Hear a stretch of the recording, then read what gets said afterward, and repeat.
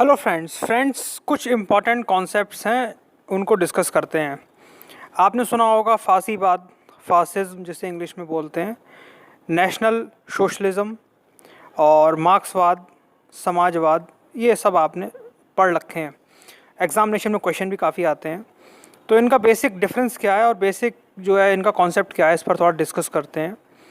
तो सबसे पहली बात यह है कि जो आधार है इनका, जितने भी ये आइडियोलॉजी हैं, उनका है प्रॉपर्टी और गवर्नमेंट। प्रॉपर्टी और गवर्नमेंट यानी प्रॉपर्टी का और गवर्नमेंट के दो वेरिएबल्स हैं।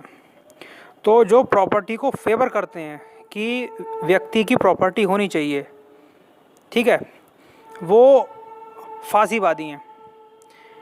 चाहे प्रॉपर्टी किसी की भी हो तो फासीवाद जो है वो प्रो प्रॉपर्टेरियन है, यानी प्रॉपर्टी को इनकरेज करता है, यानी प्रॉपर्टी लॉ होने चाहिए। ठीक है, तो ये फासीवाद है, इसको आप जानते हैं अच्छी तरीके से। अब इसका दूसरा हिस्सा जो है अपोजिट, वो समाजवाद या मार्क्सवाद जिसको आप कहते हैं, वो है। मार्क्सवाद टर्म काफ़ी इंपॉर्टेंट है एग्जामिनेशन के पॉइंट ऑफ व्यू से। मार्क्सवाद क्या है? वो एंटी प्रॉपर्टी है, यानी वो कहता है कि जो है प्रॉपर्टी का कॉन्सेप्ट नहीं होना चाहिए, यानी व्यक्ति की अपनी निजी प्रॉपर्टी नहीं होनी चाहिए, प्रॉपर्टी कॉमन होनी चाहिए। Common property means park, railway, road, ये सब क्या होती हैं? कॉमन प्रॉपर्टीज़ होती हैं। तो प्रॉपर्टी निजी नहीं होनी चाहिए, ठीक है, यही जो है वो मार्क्सवाद है। तो पहला तो प्रॉपर्टी के हिसाब से, वेरिएबल के हिसाब से अध्ययन कर लिया। अब एक वेरिएबल मैंने आपको एक टर्म और बताया था, वो बताया था नेशनलिस्ट सोशलिज्म, राष्ट्रवादी जो है वो समाजवाद। वो बीच का 50% है, वो आधा इधर आधा इधर, यानी आधा फासीवाद को मानता है, आधा मार्क्सवाद को मानता है। यानी कहता है ठीक है, आधी प्रॉपर्टी होनी चाहिए व्यक्तिगत, आधी प्रॉपर्टी नहीं होनी चाहिए। तो नेशनलिस्ट सोशलिज्म ये है, ठीक है। तो मैंने आपको बता दिया फासीवाद, नेशनलिस्ट सोशलिज्म और मार्क्सवाद, तीन बता दिए एक वेरिएबल के हिसाब से। अब दूसरा वेरिएबल ले लीजिए आप, जो मैंने बताया था कि दो वेरिएबल्स में बताऊंगा। दूसरा वेरिएबल है, उसको बोलते हैं हम कि गवर्नमेंट का कितना इंटरवेंशन रहेगा, यानी गवर्नमेंट का कितना जो है वो रोल रहेगा व्यवस्था को चलाने में, कंट्रोल करने में। कंट्रोलिंग पावर की बात हो रही है, रेगुलेशन की बात नहीं हो रही है, कंट्रोल करने वाली बात हो रही है। तो मार्क्सवाद जो कहता है वो ये कहता है कि पूरी तरीके से हम गवर्नमेंट के अधीन हों, यानी पूरा कंट्रोल कौन करे? सरकार करे। वही चीज़ फासीवाद कहता है और वही चीज़ नेशनलिस्ट सोशलिज्म भी कहता है।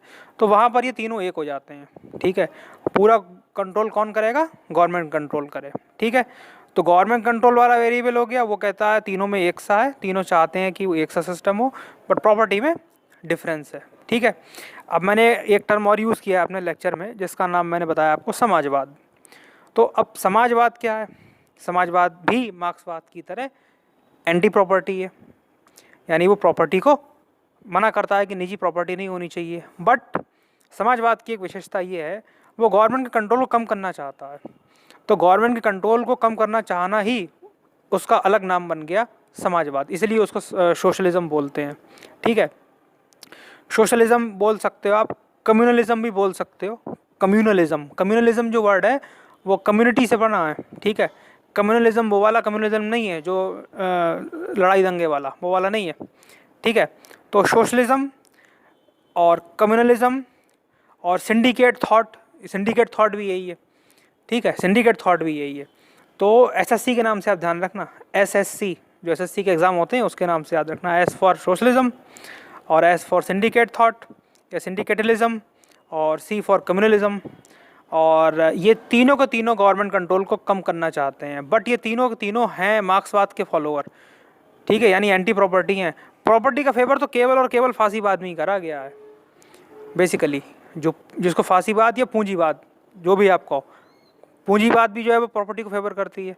तो फासीवाद पूंजीवाद एक जगह है, फासीवाद और पूंजीवाद दोनों जो है वो प्रॉपर्टी को फेवर करते हैं, हमेशा फेवर करते हैं।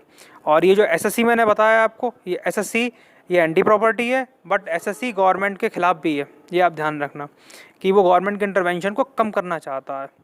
और मार्क्स जो है वो ये चाहते हैं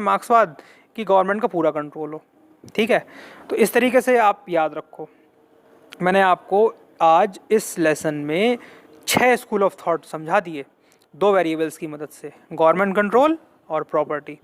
ठीक है, फासीवाद पूंजीवाद एक ही चीज़ है, और मार्क्सवाद गवर्नमेंट का सपोर्ट चाहते हैं, पूरा 100% कंट्रोल और एंटी प्रॉपर्टी है।